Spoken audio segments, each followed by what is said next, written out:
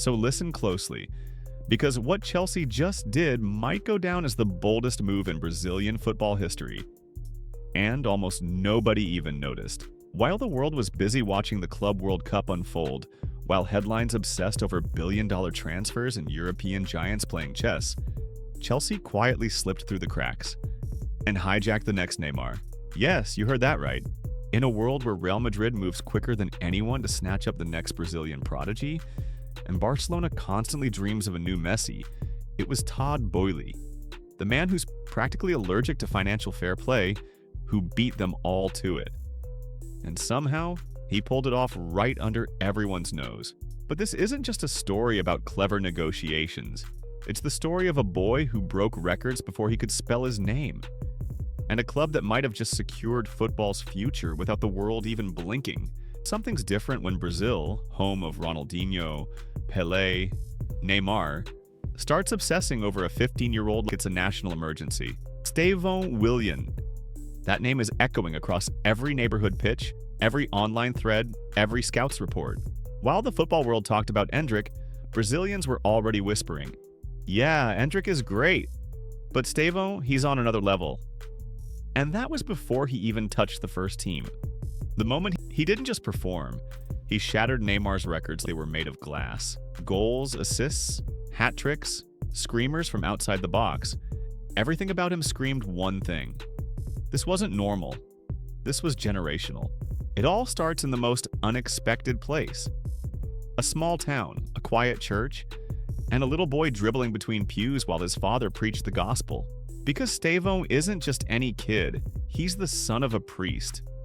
And before he could read or write, he already knew what it meant to put in work. His father, a former goalkeeper, didn't just support his dream. He became his first coach, obsessive, relentless, uncompromising.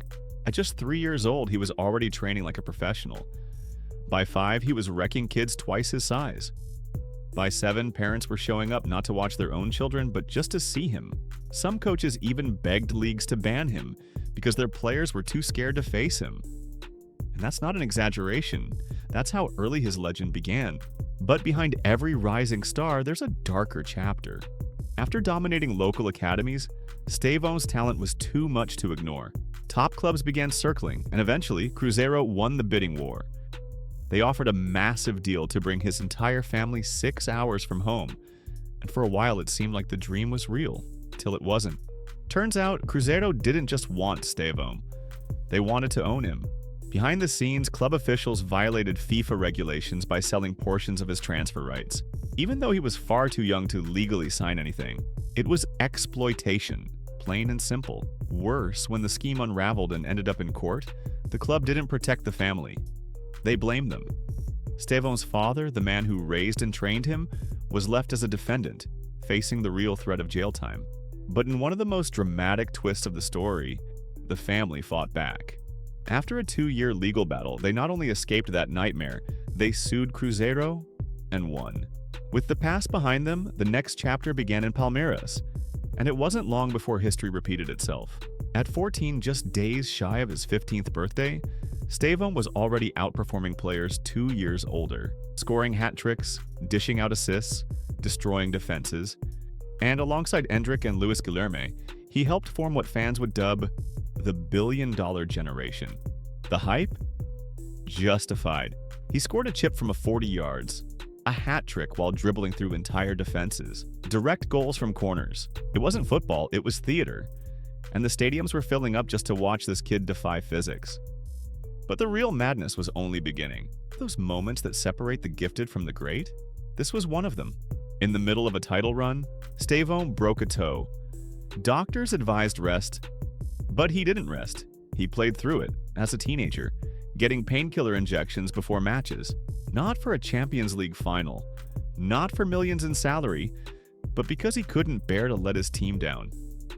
And despite the pain, he racked up goals, assists, and trophies like he was made of steel. That's when even the most skeptical coaches started to whisper, this wasn't just talent. This was obsession, hunger, fire, and European giants were paying attention. By the time he turned 16, Estevao had already broken Neymar's record for most goal contributions by a Brazilian under 18. 20. That's right, 20. He wasn't just scoring, he was deciding matches. In the Copa Libertadores, one of the most brutal tournaments in world football, he became the third youngest scorer in history. In the National League, he topped the assist chart while playing just over half the minutes. And in the same season, he won not one, not two, but 4 awards. Best player, best newcomer, best forward, and top playmaker. No one, not Neymar, not Kaká, not even Ronaldo, had ever done that before at his age. And yet somehow, the best part of this story was still to come. You'd think a player this good would be on a direct flight to Madrid. After all, no one signs Brazilian wonder kids faster than Florentino Perez. But not this time. Because Chelsea saw an opening. And they took it. It started with a whisper. Real Madrid's chief scout, Uni Calafat, one of the most powerful men in youth football, had a personal issue with Estevao's agent, Andre Curie. Bad blood. No negotiations. That was the first domino to fall. Next up, PSG. They'd just shifted transfer strategy. No more flashy teenagers, no more 100 million euro bets. Bayern and Liverpool never seriously stepped in. Manchester City hesitated. And Barcelona? Well, they were Estevao's childhood dream. But dreams don't pay transfer fees. Barcelona couldn't even register their own first-team players.